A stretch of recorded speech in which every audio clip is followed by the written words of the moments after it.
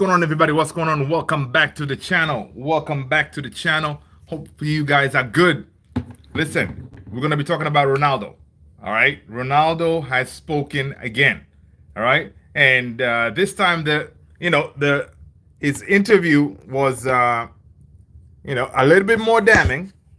A little bit more damning on Erik Ten Hag and basically the entire Man United setup and how they need to move on going forward, right?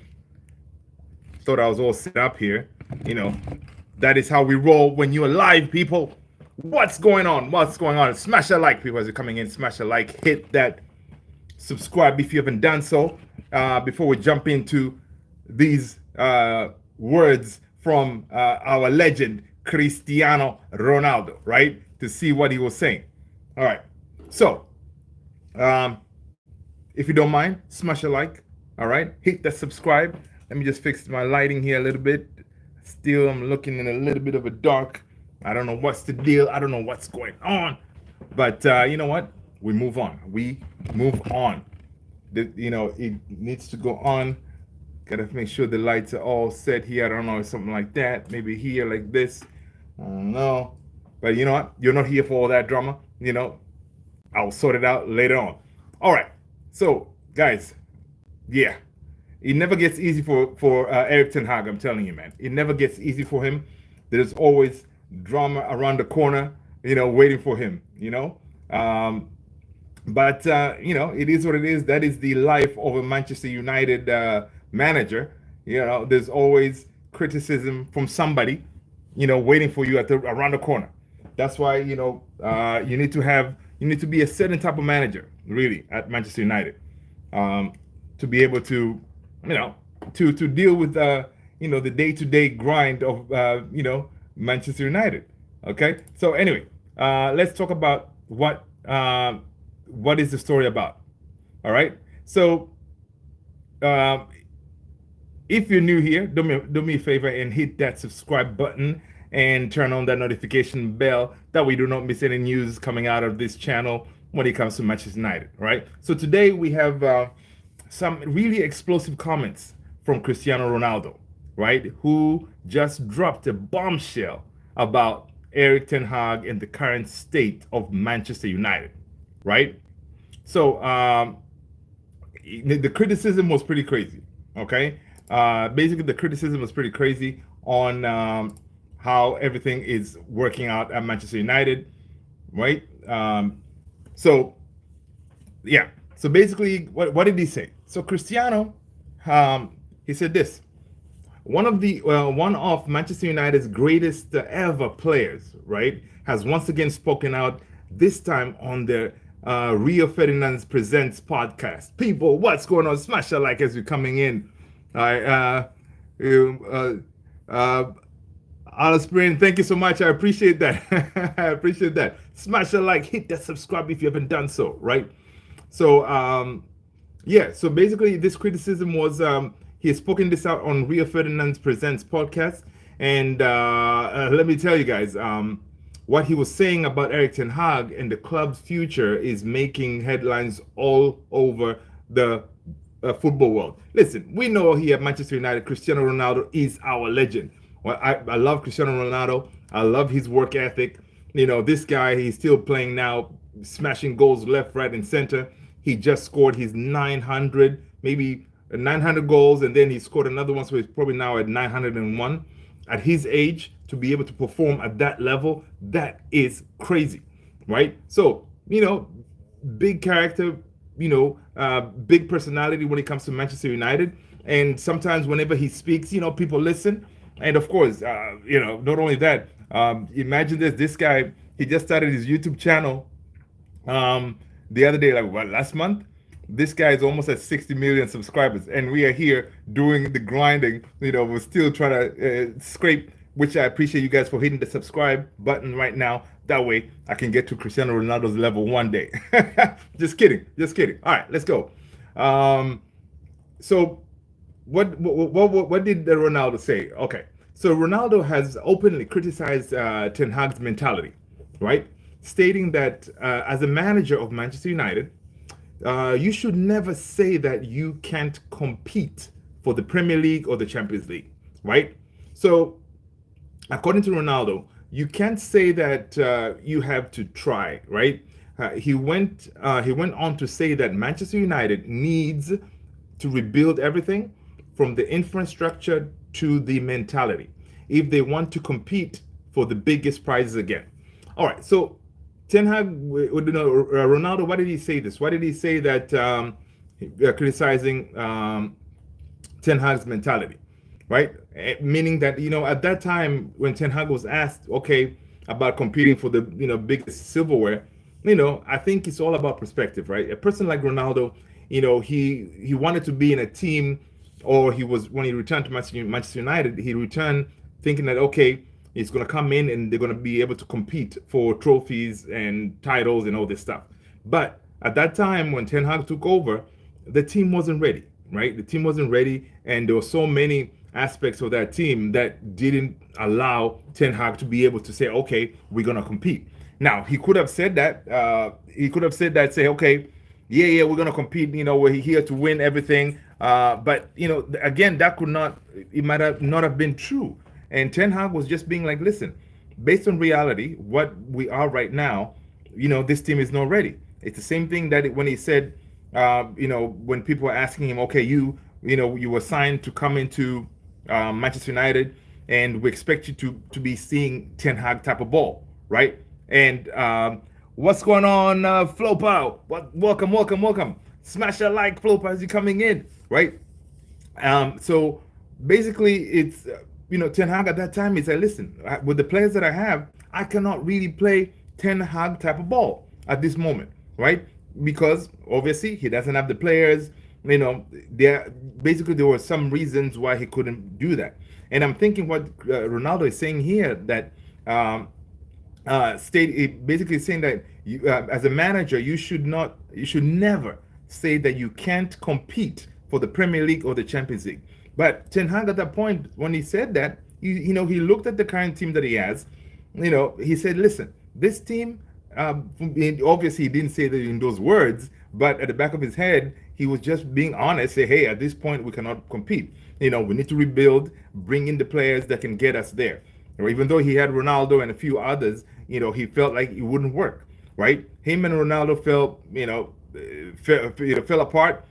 One of the things is, obviously, Ronaldo couldn't really play the way Ten Hag wants to play. Ten Hag wanted his strikers to drop back and press from the front, that kind of ball. So Ronaldo really, that is not how he rolls, right? He's usually the target man. He gets supplied, he hangs out around the box. That's how he gets his goals.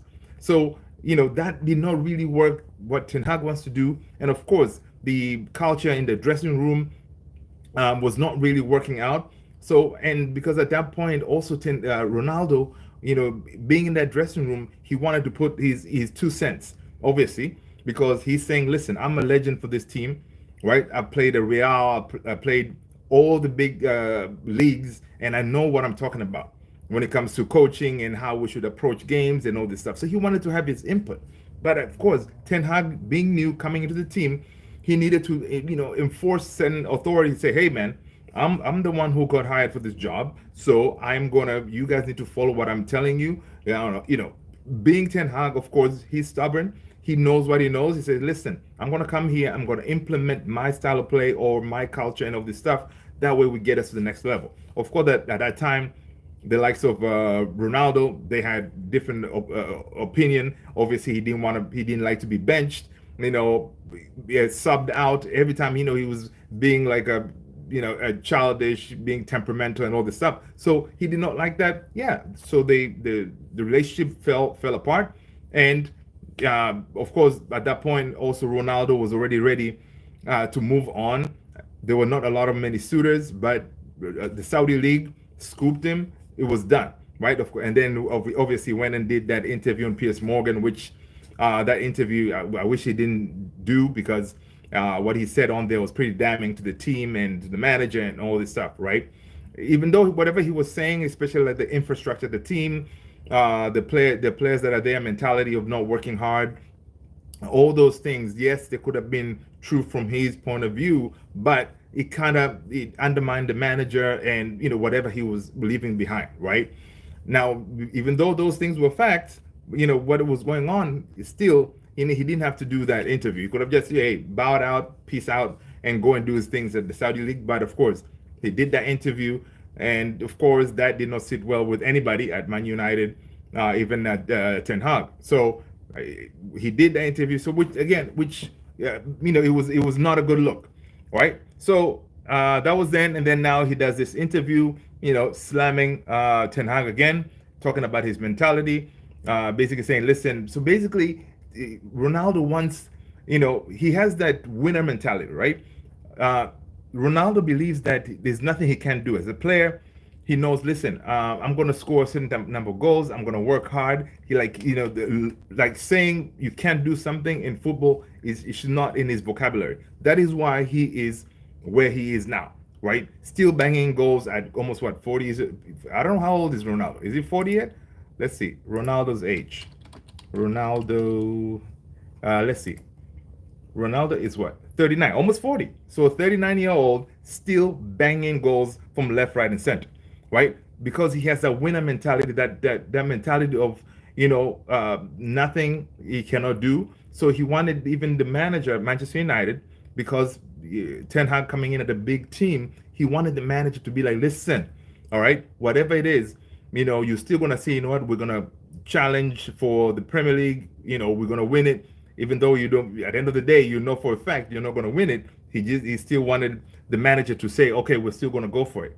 But, Ten Hag was being honest on what he said, right? So basically the actual quote about this, Ronaldo was like, you can't say that. Basically, I said, listen, you have to try. He went on to say that Manchester United needs to rebuild everything, from the infrastructure to the mentality, if they want to compete to the biggest prizes, right? He went on to say, listen, Ronaldo loves Man United, right? He feels, that's his home, that his, basically Man United made Ronaldo to who he is, right? So he said this, listen, don't get me wrong. Ronaldo says, basically Ronaldo still has a deep love for the club. He emphasized that Manchester United is still one of the biggest clubs in the world, but in order to get back to their best, the club needs serious changes, right? His quote was like this, what I wish for Manchester United is the same I wish for myself, to be the best they can be, but here's the catch. Ronaldo thinks that the rebuilding process needs to start from the bottom up, right? If not, it will be impossible to compete at the highest level, right? So from the bottom up. And I think, from this comment, yes, it's fact. And I think that's what this new team coming in, the new organization, Ineos organization coming in, that's what they're trying to do. They're rebuilding this team from the bottom up, right? Bringing new players in, and also they're redoing the infrastructure. This past summer, they redid the Carrington training complex, and then also we know there's that project for, they're trying to rebuild the stadium, right? Rebuild, either they tear down Old Trafford and build a whole brand new stadium. Sir Jim wants to call it Wembley of the North, right? That could be, so all those things are happening now because we actually have people behind the scene who are footballing people who want to get Manchester United back to the top, right? We heard that from Omar Barada today on was it today or yesterday, on some of his comments talking about when he was talking about the revenue and what they've done so far with the team. Omar Barada said, listen, we brought in this new footballing structure, Dan Ashworth, the Wilcox, Vivell, the structure is there to support the manager. Also, they signed these 5 players, Xerxes, Lenioro, Delit, Mazraoui, and who else? Yeah, so 5 players. So basically, Barada said, listen, we are working on it. We're working on all these things that way to facilitate the manager to be able to get Manchester United back to where they need to be. So Ronaldo, when he says he basically what he wishes for Manchester United is the same as he wishes for himself. It's true. Is to be the best that they can be, but he thinks rebuilding the whole thing, the process needs to start from the bottom up, right? So, which is what he's saying there again. It is true, right? Basically, Ronaldo even praised decisions by the club owners, including investments in the training ground, which, as I was saying here, right? During the summer, they did rebuild the training ground, because one of the criticisms that Ronaldo has had when he was leaving in that interview with Piers Morgan is that, listen, one of the things that I was really surprised when I came back is I came back thinking that, okay, things could might have changed, but when he came back, he found out like some of the facilities are still the same as he left, back then, right? They're still the same, like he was saying, the jacuzzis or something, or the sauna. They're still the same as he left all those many years ago. All right, and my lamp here is falling. Okay, stay there. That is life for you. When you're live, anything can happen, right? You gotta be on your P's and Q's. You know what I mean? All right, so give me a second here as I fix this lamp. Bear with me, people. Stay there, light. How you doing? Okay, all right. So, back to what I was saying.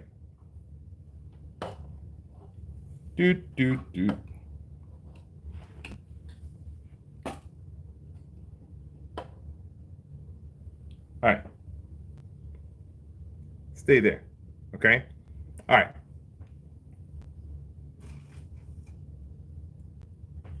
That is live for you. Where was I? All right. All right, we'll keep it moving. So, okay. So basically the criticism is like that, right? So he goes on and says, listen, he feels that there hasn't been an evolution since Sir Alex Ferguson, right? Ronaldo, he basically on this recent interview, he said he didn't hold back, basically saying, look, since post Sir Alex Ferguson era, he pointed out that since then, when he retired 2013, there has been no evolution in the club's development. He believes United needs to bring back people who understand the club's DNA, right? So he's saying that Ronaldo specifically mentioned the importance of hiring people like Rio Ferdinand, Roy Keane, Paul Scholes, guys who have been in the dressing room and know what it takes to win at Manchester United. He even gave a nod to Ruud van Nistelrooy, who recently joined Ten Hag's backroom staff, saying that he could be the key to helping Ten Hag succeed. So here's the thing: he feels like, okay, Man United should bring some of the old guard, right? He should bring some of the old guard to the team. This lamp here, man, it is. I am sitting in the dark here.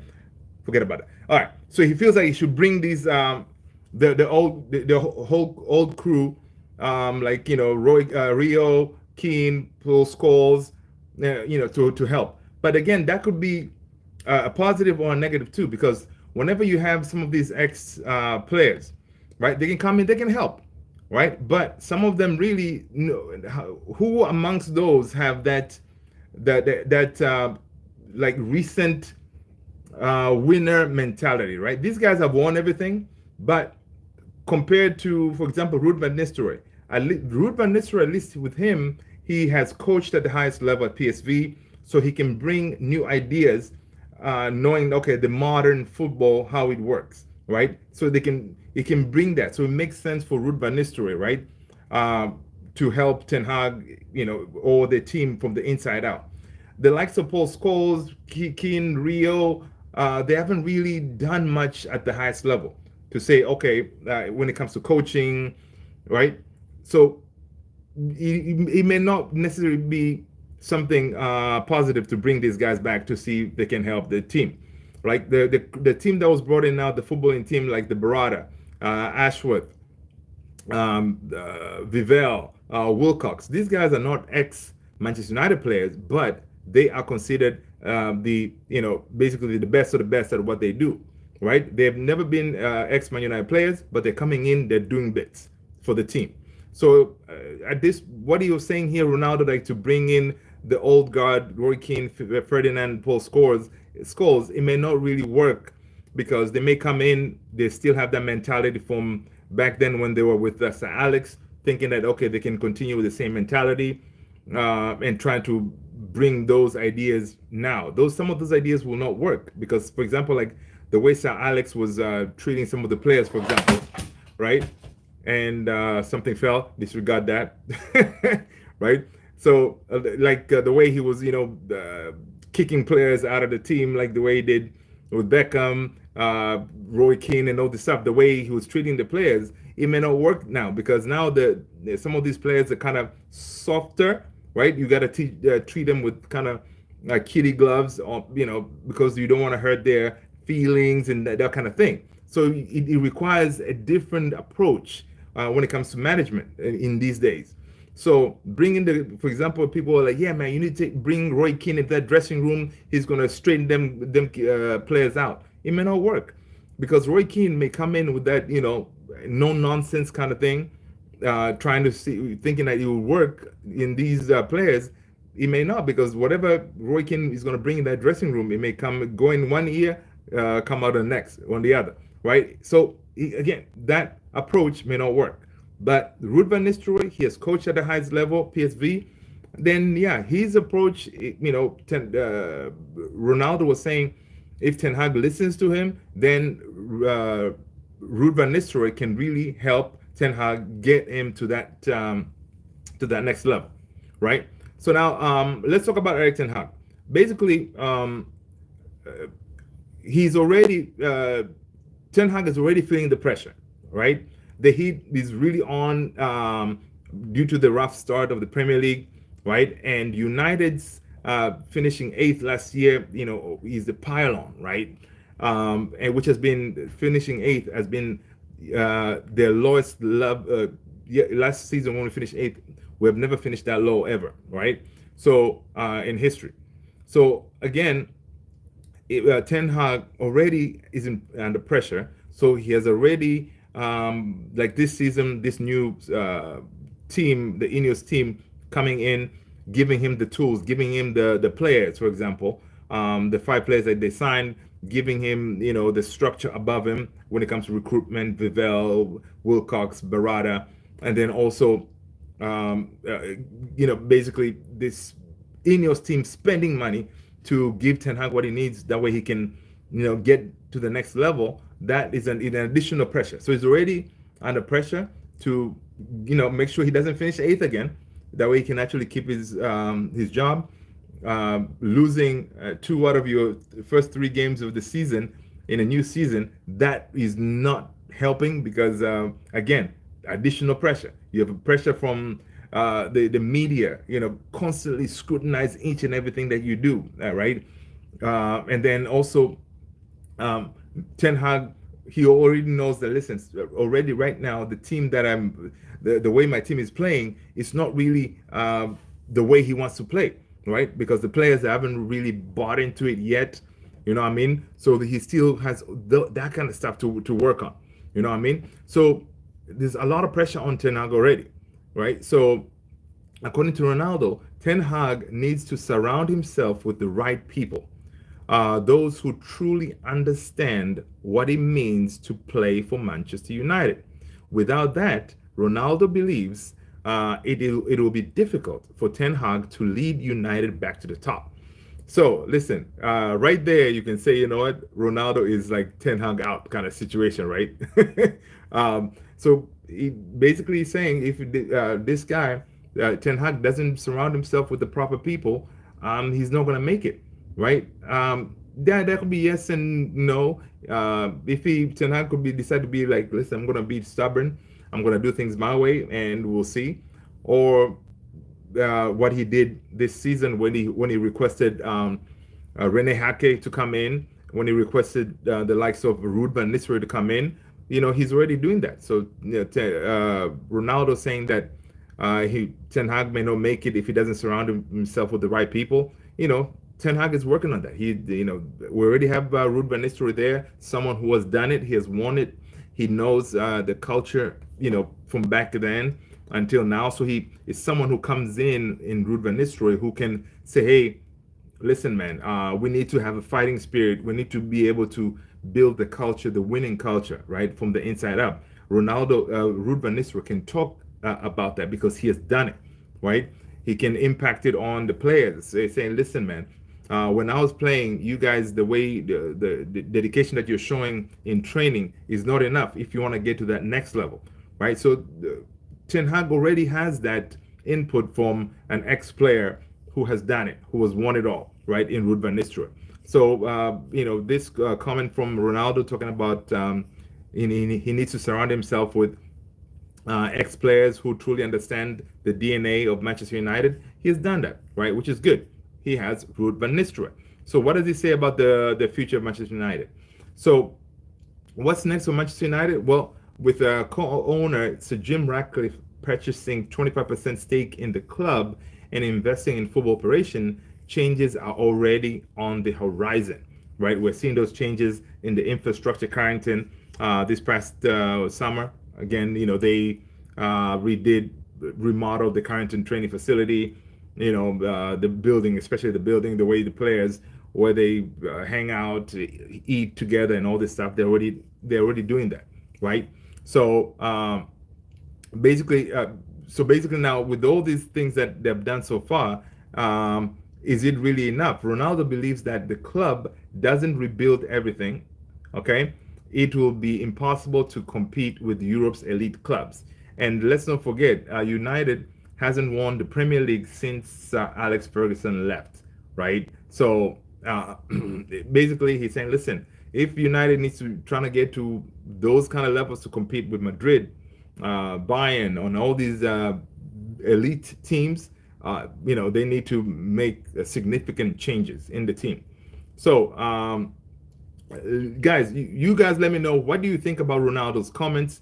Is he right? Does Manchester United need to complete rebuild from the bottom up, or is he being too harsh on Ten Hag?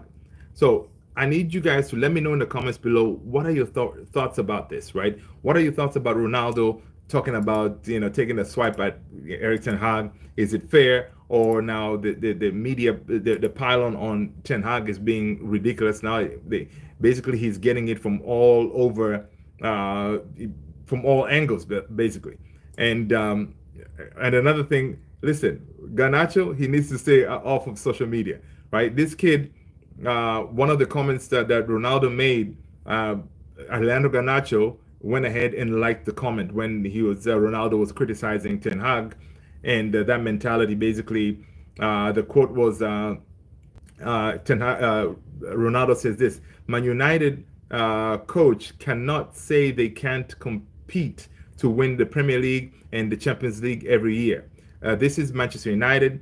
You have to be there to mentally say, listen, maybe we don't have that potential, but I cannot say that. We're going to try. You have to try. These are Ronaldo's quote, right? This is why Manchester United needs to rebuild, right? If Ten Hag listens to Ruud van Nistelrooy, maybe he can help, right? He knows the club, and the club should listen. And basically, the guys who have listened, Ten Hag should listen to the guys who have been there, as this is really important, right? Rio Ferdinand, Roy Keane, Paul Scholes, Gary Neville, Sir Alex Ferguson. You need advice from these people. You cannot rebuild a club without knowledge. So this was the quote that Ronaldo said, and Garnacho went ahead and liked it. Now, it could be that, obviously, we know Garnacho is a huge fan of Ronaldo. He could have just liked it, saying, okay, about the wanting the team basically to get to the next level kind of thing. So it wasn't really anything saying, okay, he is agreeing with Ronaldo on his criticism. It could be that Garnacho was just liking the comment because he likes Ronaldo, liking the comment that, hey, we're going to fight to get United back to the top where it needs to be. So it could be a number of those things. But I would say that Garnacho needs to, really be careful with all these things. Whenever people are criticizing our team, criticizing our manager, you cannot go and liking comments on social media, because it doesn't look. It's a bad look. Basically, it's a bad look. You as the current player liking a comment like the last summer, he liked a comment made by Mark Goldbridge, which again that created a huge hoopla, and now this liking this comment from Ronaldo is not a good look, because you know uh, everybody knows, everybody's going to be watching or talking about these comments by Ronaldo, and you liking it's not gonna go well for you. So it's safe to assume that on that Saturday game, our boy Garnacho may be starting on the bench, right? That's what I'm guessing. I'm joking, right? He may be starting on the bench, because tomorrow I'm gonna do my video on my lineup, predicted lineup for the game against Southampton. From what I'm thinking, the wingers, it's gonna be Rashford on the left, Ahmad on the right. So Garnacho may well start on the bench. That's why I'm saying that he's not gonna start. But making a comment like that really is not going to help matters, because now you are kind of back, kind of underground, undermining your manager, which is not, it's not the right thing to do. It's sometimes it's best to stay away from social media, stay away from commenting or liking things, because these days social media can get you into huge trouble. And Garnacho, he's coming up in the team, building his legacy at the club. He's trying to obviously he's trying to emulate everything that Ronaldo did. So by doing that, then he has to very well be like, okay, I need to make sure I stop doing certain things, because it's not gonna be something good to do, right? It's not gonna help anybody. You commenting, it is not a good look at all, right? So basically, yeah. So basically, the media pylon, the pylon on Ten Hag, it's not getting any easier. And what he needs to do is listen, to get back to winning ways, right? If he can get back to winning ways, then it's gonna be easier, because it will shut up some people. Basically he will be like, okay, at least we're winning on the field, right? These comments, these ex-players, pundits, and everybody criticizing Man United, it's not going to end today. It's not going to end tomorrow. It's always going to be there, because people like to criticize Man United, and whenever you have negative news on Man United, that negativity sells. It gives you clicks, and you have all these reporters have stories, so they like to see us fail, right? They like to see Man United fail, and it's not going to end. Now, Ten Hag, to shut him up, he needs to do whatever he can to make sure he gets, at least starting with the Southampton game, he needs to get that win, right? If he doesn't get that win, definitely it's not gonna be a good thing. It's not gonna be a good thing, because people, they've already typed up what to say, in anticipation of Man United losing, right? And the game against Southampton, yes, Southampton, I think they're below us. We are sitting in 14th. They're below us, but they could give us a problem, because they have really good possession. Whenever they play, whenever you look at their possession game, it's very good. And again, for us, if we allow teams to have the ball, we can get scored on, and that will not be something good for us, right? And again, Ten Hag needs to stop being stubborn. Make sure he sets up the team. He puts the best team out there, not the safe team. You know what I mean? He needs to put the best team out there to win, not the safe team. Why I'm saying the best team? The best team for me, it will be obviously in that midfield. I'm gonna bring in Ugarte, right, to partner Kobe Mainu and Bruno, right, and then in the back you start Matthias de Ligt, right. That is, to me, that is your best team. But Ten Hag could be stubborn and play that safe team by starting Maguire, because de Ligt had a couple of howlers in the international game, and start Maguire, because it's a safe thing to do, because Maguire hasn't really had any issues. and Maguire will give you, a steady Eddie kind of show where you know what to expect. Maguire, professional. But uh, again, if you don't start De Ligt, basically you are Ten Hag. You're saying, hey, because of your mistakes in the international team, I'm gonna have to bench you. Which that is not fair because De Ligt actually played decent in that Liverpool game. So ideally, you should start De Ligt because at the end of the day, Ten Hag, you are trying to build a team that is for the future. What because the relationship for your two center backs, Lisandro Martinez and De Ligt, they need game time to develop that relationship, right? So ideally, the next game and the next game and the next game, you want to start De Ligt if he's fit. You don't want to go the safe route and start Maguire, right? That will not be a good look because again, right now De Ligt's confidence is already shot because listen, De Ligt got subbed at halftime in that Holland Netherlands game because of the mistakes that he made. The social media pylon is going crazy. Everybody's talking about De Ligt, saying why did Man United sign this guy? So he already has that, and going for him. So you as the manager, you got to back him. Throw him into the game, right? That way he can rebuild his confidence back. But if he comes back and you bench him and you go for the safe route of Maguire, it's not going to be a good look because what will happen is Maguire is going to end up making a mistake or something like that, and then people will be like, "Wow, Ineos spent all this money to bring you the player that you wanted in De Ligt, and you're not starting him on a game that you have to win." You know what I mean? That's what I'm saying. Ten Hag needs to play his best team, not his safe team, right? His best team to me, my lineup will go like this: Onana, De Ligt, Martinez, Dalot on the left back. Right back is going to be Mazraoui. Midfield, Ugarte, Mainu, Bruno. Wings, Rashford. Right wing is going to be Ahmad, up top, Xerxes. That is my best team from what we have right now, right? But if he decides to say, "Oh, I'm going to play safe and start Maguire in the back," and we don't win, and you start Casemiro, for example, because you were saying Ten Hag may be like, "Listen, Ugarte still doesn't have match fitness when he needs time to bed into the team," that will be basically he'll be shooting himself in the foot doing that. Because Ugarte, first of all, Ugarte has sent a clear message to Ten Hag, say, "Hey, buddy, I am fit." Okay? In the Uruguay games, the two games that he played 179 minutes against Venezuela, and he played 90 minutes yesterday. I forgot the country that he played with. So Ugarte can give you the minutes that you need in that midfield, right? Because if you play Ugarte, then you have legs in the midfield, someone who can cover spaces, someone who can. And from the clips that I've seen, Ugarte looks solid, man, in that midfield, right? For Uruguay, right? So he needs that.